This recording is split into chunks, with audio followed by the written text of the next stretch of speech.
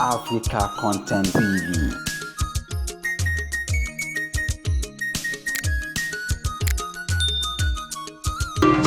Àwọn fowó ṣe àgbàláṣadé. À ń fọ́ lára ìbọn ni. Àìláwọ̀ ni wọ́n ti bá fún náwó. Náwó fọ́ lára ìbọn ni. Ẹ̀bẹ̀ kan tí mo wá pẹ̀ lọ́wọ́ àdúrà dé. Ọba bá pátákà ẹ̀ka ìsàmúlò. Wọ́n mọ̀ sáré ra ìbọn tọmọtọmọ.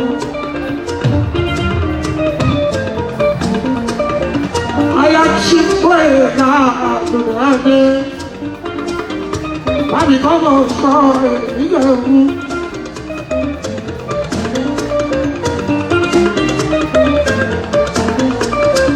Ọmọ lọ́jọ́ mú kábíyèsí Àbújá lẹ́kì.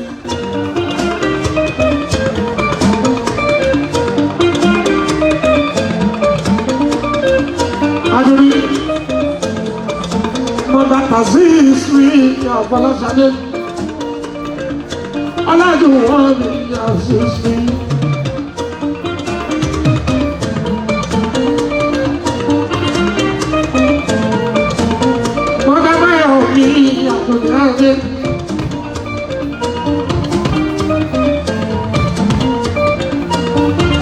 Mọ́tà tó mú ọ̀tálẹ̀ ọ̀làríwájú.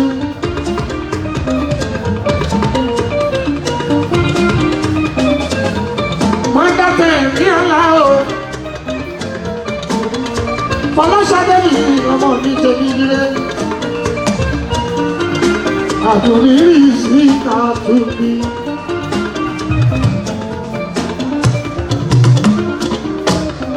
Ìyẹ̀pẹ̀ wo wọ́n bá gbé kọ́tò sílẹ̀ wọ́n bá tẹ́ nílẹ̀ lórí iyo wọ́n bá ní òwá sùn lé àpòlẹ́sẹ̀ dé.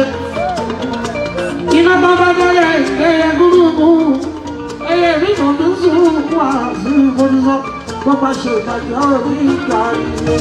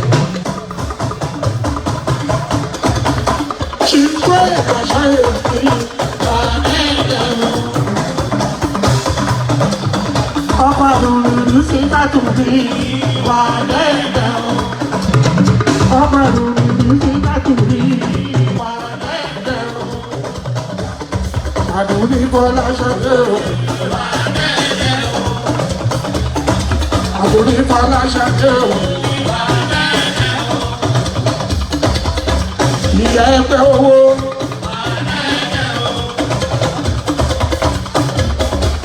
ẹgbẹ́ ṣáyẹ̀ o.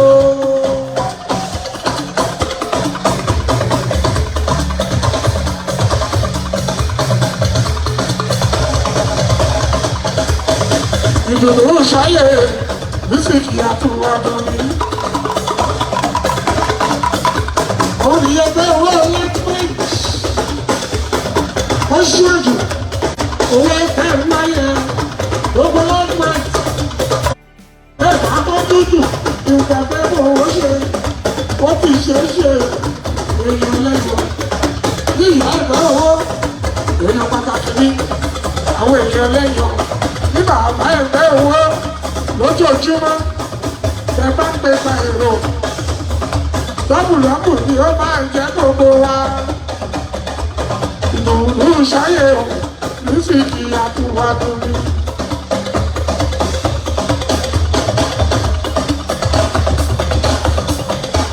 Àfọláṣadé mi o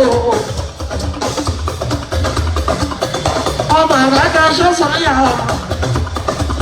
àbájá ìjẹ́ òde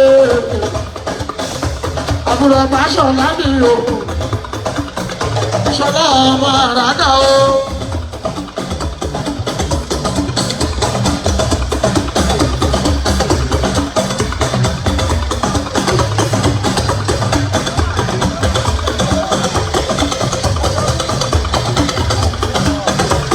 Ìdùnnú ṣayé o àbúrò báṣọ̀lá mi ṣọlá mi ọmọ àràdà o. Àbúrò ibi àtù kọ́ láwọn kálẹ̀ ẹ̀gbọ́n mú ìwádìí o ọmọ àràdà o. Ìyá ẹgbẹ́ owó ni mísìkì àtúwádùn mi. Àwọn èèyàn lẹ́pẹ́ ọ̀tọ̀ lèèyàn ọ̀tọ̀ lèrò gíríkì àwọn bí ọlọ́wà ní ọlọ́wà ọ̀là ní ìrẹ́kàn àwọn bí ìsàgbà kì í wo ọ̀là ìdẹ́bì ọ̀kọ̀ òbẹ́bì o.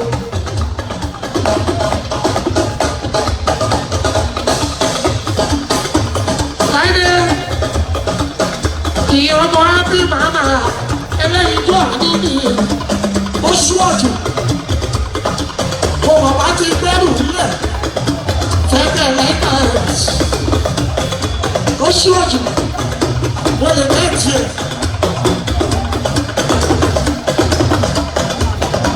Bí o bá sọ̀rọ̀ àgbà tí olómi ní inú ara mi òun ló pariwo.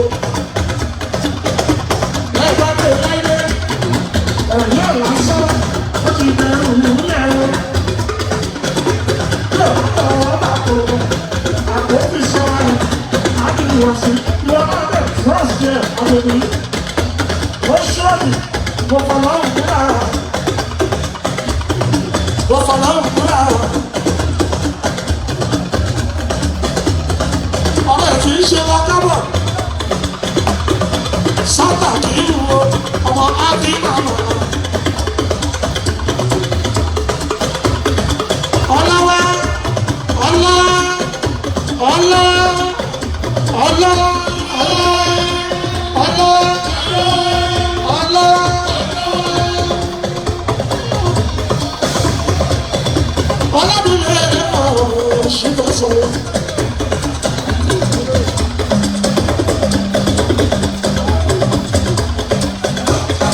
Gbogbo ilé ẹ̀kọ́ ẹ̀ lókè, wọ́n máa ká lẹ́ni lẹ́yìn, láàárín ìfiṣẹ́ṣọ́.